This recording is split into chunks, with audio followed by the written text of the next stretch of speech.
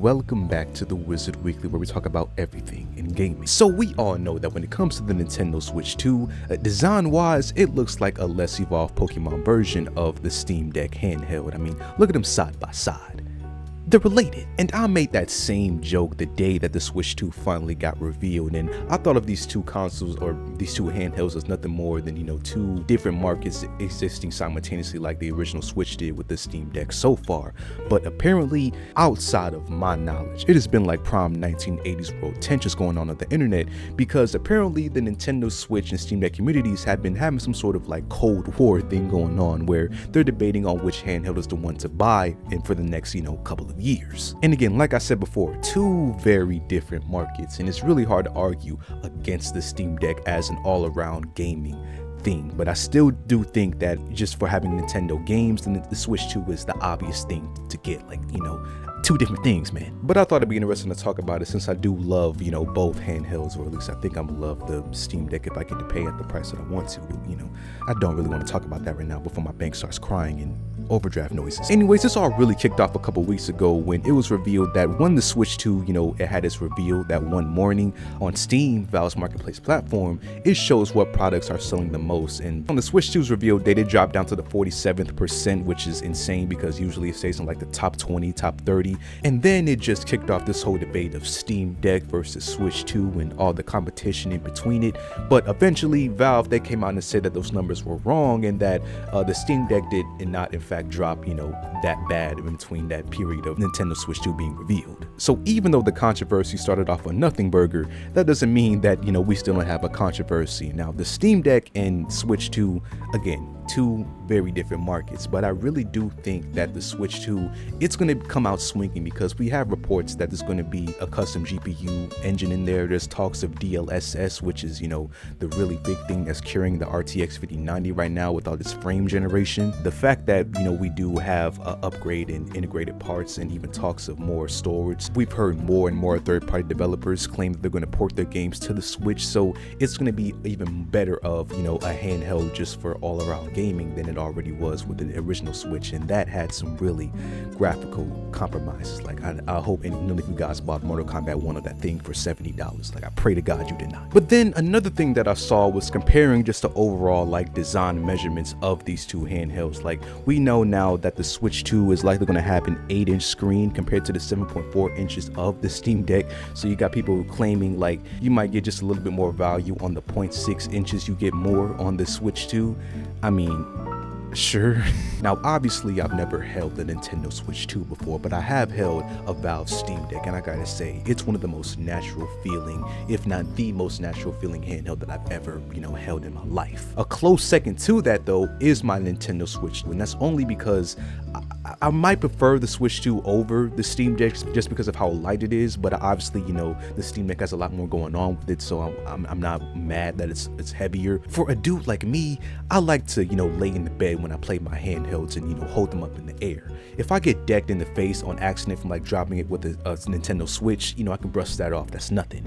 If I get decked with the Steam Deck, there's a reason they call it the Steam Deck, is just get decked the hell out of it with that. But outside of that, again, there's not much real competition as far as what's most important, and that's the game. Since I mean, you could argue that if you don't know emulation and you don't know how to get third-party games outside of Steam's OS on here, it's really just other PC games and not Nintendo games. But a lot of people that have the Steam Deck are able to emulate a whole bunch of old Nintendo games, and because of that, I've seen the sentiment that most people use the Nintendo Switch as their main driver for all the new Nintendo games, and the Steam Deck for basically everything else if their main thing is, handheld gaming, which is, a perfect plan if I'm being honest. So it goes without saying that whoever does buy the Switch 2, their main focus is to play Nintendo games, because depending on what the Switch 2 is priced at, as long as it's not over $400 for obviously the base model, day one model,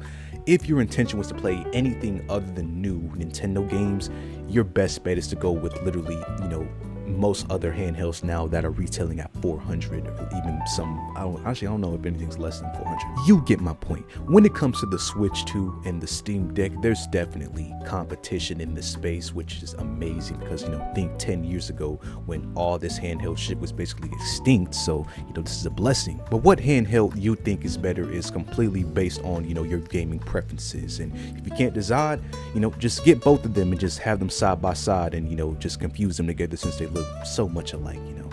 Genetics are so crazy, man. And moving on, Xbox, the CEO, good old Phil Spencer, sat down with Gamertag Radio with an interview and talked about Xbox's, ongoing widespread plan to put the games on as many platforms and, spread the Xbox name as far as it can possibly reach into every corner of every device that you will ever own. And I mean, every time that I talk about Xbox, it feels like it's just me reiterating the same thing over and over again. So I'm gonna keep this segment brief, but obviously, he talked about how there's more Xbox first-party developer ports coming soon to other platforms, his support for the Nintendo Switch 2, and Nintendo's success for the future, obviously, and working more with them. But what did catch my eye in this interview was that when asked about what consoles players should buy into, obviously referring to how Xbox is basically a platform you don't need if you own a PC, since you can play all the games on PC. Phil Spencer claims that he wants people to pick hardware based on the capabilities of that hardware and how that fits into the choices that they want to make. And he basically summarizes his philosophy saying that it's really games first, not platform first. And to be honest, sure, if you're just in it to play cool games like most of us are and not really into the politics of what you can play, where you can play these games at, sure, that's a good way to live your life. But like I've said time and time again, the people that I feel the most bad for in Xbox's current ongoing plan to put Xbox on everything is for the die-hard Xbox fans who thought that at the beginning of the generation in 2020 or 2019, moreover, they thought that the console would go back to its roots of having actual exclusives and having a feeling of pride in owning that console and having games that can't be played anywhere else other than that special console to them. And the fact that that's really not a thing anymore, that's the only people I feel bad for in this equation. Now for everything else Xbox related, I'm down for. Give us the Game Pass, give us all the games day one. I love the price cheese, that's so I don't got to pay $75 on a game that is likely going to be ass, but I still want to play it day one. It's all cool to me. There's definitely some concern about like the longevity of this business plan, like how long do you plan to have an Xbox subscription, since that is like the main source of all their income right now, at least, since people are really buying too many Xbox games like that. But still, if this is how they're going to do it, just go balls deep with it. Pause. And moving on once again, Final Fantasy VII Rebirth recently got its PC port on the 23rd of this month, and the game is obviously phenomenal. The game was already phenomenal when it first dropped, but remember a couple of months ago, or I think it was like a month ago, the director of the game, he went to the mining community and he asked people ahead of the port being dropped to not make any inappropriate or offensive gameplay mods just to the broad internet, no one in particular.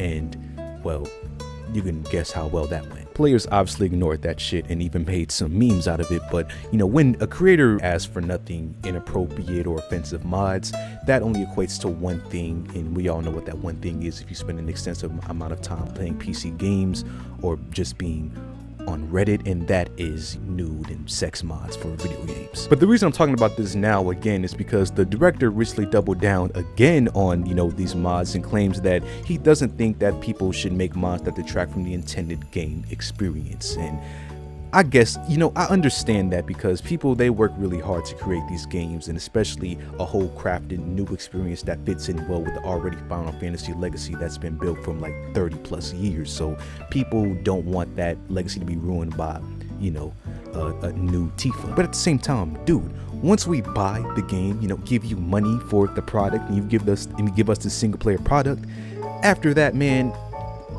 it's not really in your hands anymore. Like, obviously, I doubt, or at least I hope, that the director or anyone at Square Enix cares about what we do with this game, in private. What we do in the dark it stays in the dark. Where the issue comes is where they think these mods will become viral on the internet and then, deteriorate the whole look of the game to anyone from the outside looking in. Kind of like how Capcom said that those new Chun-Li mods were, really bad for the industry, and they were hoping to get them all banned, at one point in time. But yeah, as far as Final Fantasy VII 7 Rebirth and the amount of gooners that have been ramping up in the last couple of years, mods like this are not going to go anywhere anytime soon, and we're probably going to see even more of these. But I still do think Final Fantasy VII, you know, as a game is beautiful, and I don't think these mods will take much away from that, you know, as long as you stay off of Twitter.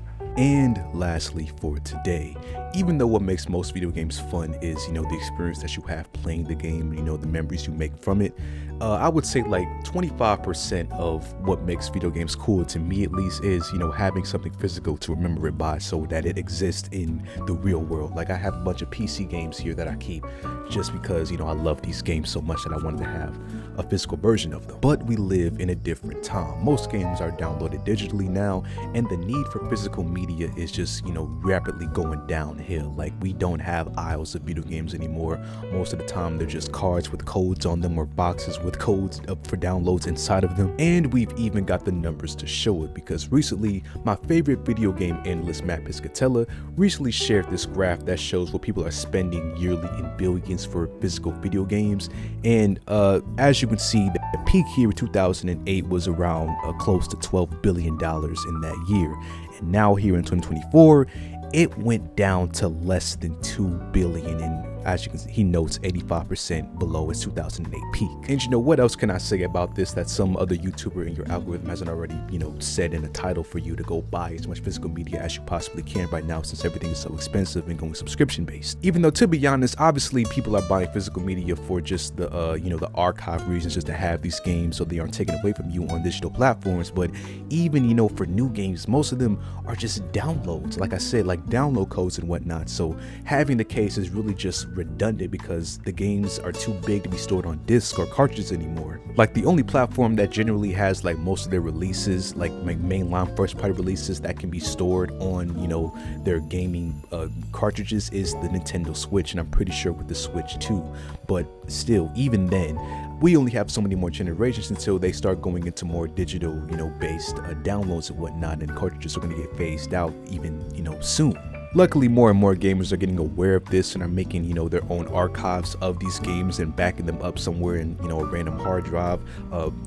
Recently, the Video Game History Foundation, they have an archive that's going live soon, like I think on the 28th or 27th of this month, where people are going to be able to see like a bunch of gaming magazines, old games that, you know, have been lost to time over the internet. So I do think that that is really dope, and honestly very necessarily needed, because we see time and time again that when a studio sees a game not performing well, they have basically no backup plan to have it, you know, being turned into a game that you can access if it's like a live service or whatnot. Like they have no backup plan. If that game performs poorly, it just gets deleted, and, you know, we have no access to that game legally anymore. And even just for the single player games, 2 generations ago, we had, you know, games you could just put into the console, you could play it just from the disc. Now that is basically extinct. Now everything needs a download, you know, needs to install something.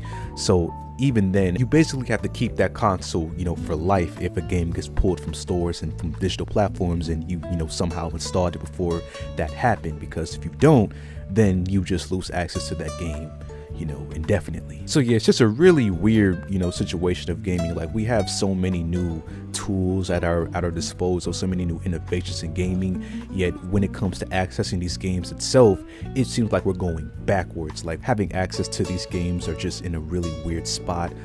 Most of the time they require you to have an account. Like even if it's single player, you have to be online. Like that shit is stupid. And now physical games are really just going to be a novelty that we're only going to see in, like, you know, deluxe editions, or, you know, those collector's editions where they'll only include the game then. And still, like some of those editions don't even include the disc in those, like just a download code in those cases. So, you know, it's really just a dying thing. And that's all that I got for today, man. If you enjoyed, leave a like on the video, subscribe, and I'll see you guys in the next video.